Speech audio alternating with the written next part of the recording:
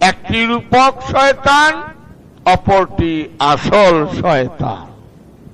রূপক শয়তান 3 প্রকার এবং 3টি স্থানে দাঁড়িয়ে থাকতে হয় এবং নড়াচড়া করার কোনো ক্ষমতা বা অধিকার দেওয়া হয়নি, এবং সমগ্র পৃথিবীর মধ্যে মাত্র একটি দেশে পাওয়া যায়।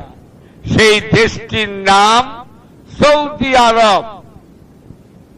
আবার বিশাল সৌদি আরবের মাত্র একটি নগরীতে পাওয়া যায়, নাম হলো মক্কা নগরী। এবং এই নগরীর পশু কোরবানির মিনা নামক স্থানে 3টি শয়তান পাওয়া যায়, বড় শয়তান, মেঝ শয়তান এবং ছোট শয়তান। প্রত্যেক হাজিকে হজ করার সময় এই 3টি শয়তানকে পাথর বা কঙ্কর ছুঁড়ে মারতে হয়। হজ পালনের যে কয়টি অনুষ্ঠান পালন করতে হয়, এই 3টি শয়তানকে পাথর ছুঁড়ে মারাটিও একটি অনুষ্ঠান। অনুপরিমাণ সত্য যে আস্থানের মাঝে লুকিয়ে আছে, উহাকেই অনুষ্ঠান বলা হয়। অনুষ্ঠানগুলোকে যথাযথভাবে পালন করার নামই শরীয়ত। শরীয়ত বাহির দেখে যথার্থতা প্রমাণ করবে, কারণ ভেতরের অংশটুকু দেখা শরীয়তের অংশে আসে না। সুতরাং বড়, মেঝ এবং ছোট 3টি শয়তানকে শয়তান বলে মানতে হবে, যদিও হাকিকতে 3টির একটিও শয়তান নয়।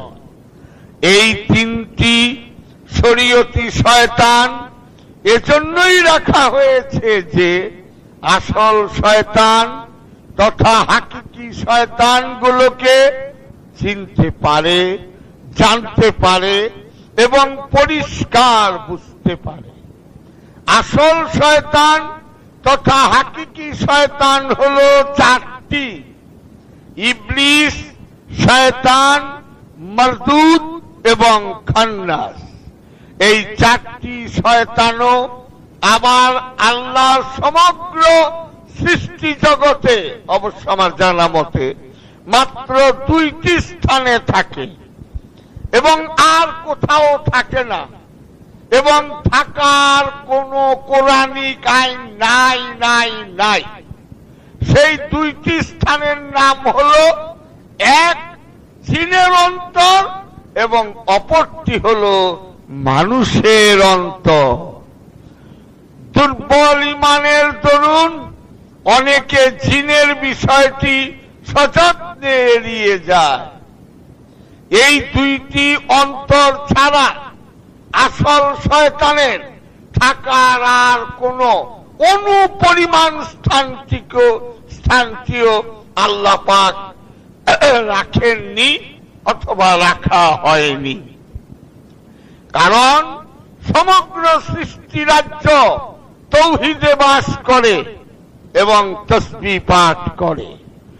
তৌহিদের ঘরে শয়তান থাকতে পারে না এবং থাকার আইন নাই।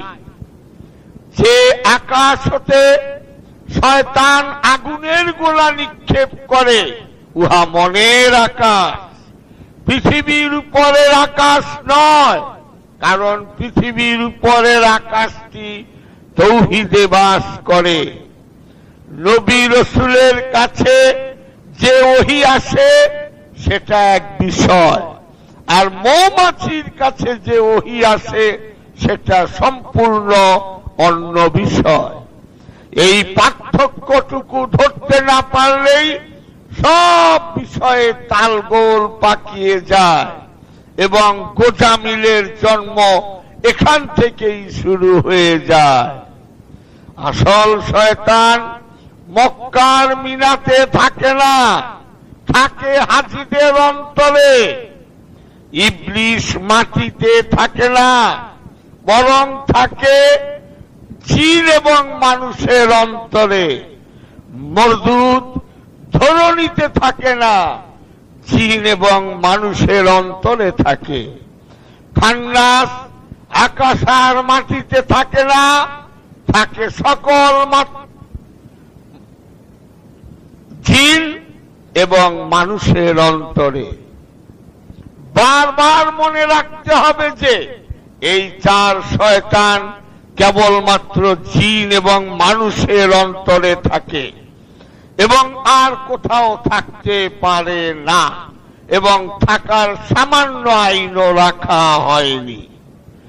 এই প্রাথমিক সূত্রটি জানা না থাকলে ইসলামের মূল রহস্যটি বুঝা বড়ই কষ্টকর হয়ে পড়ে।